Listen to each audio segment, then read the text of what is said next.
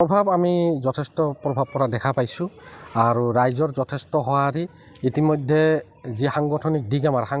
দিক অধিক শক্তিশালী আমাৰ আৰু যিখিনি আমাৰ কৰিব লগা আছে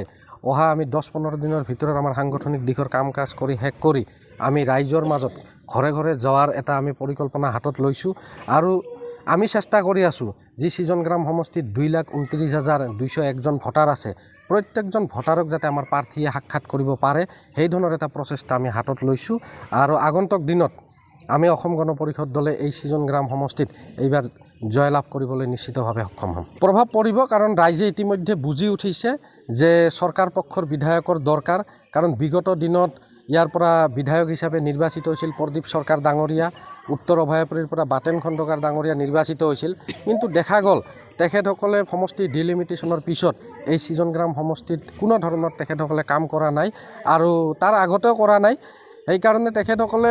যিহেতু দুজনে কংগ্ৰেছ দলৰ পৰা বিধায়ক হিচাপে নিৰ্বাচিত হৈছিল আৰু যোৱা বিগত পঞ্চায়ত নিৰ্বাচনৰ পৰা তেখেতসকলে টিকেট কি ধৰণে আনা যায় কি ধৰণে টিকেট বেচা কিনা কৰা যায় এই পৰ্যায়তে তেখেতসকল সীমাবদ্ধ আছে ৰাইজৰ লগত কোনো জড়িত নাই ৰাইজে বুজি উঠিছে যাৰ কাৰণে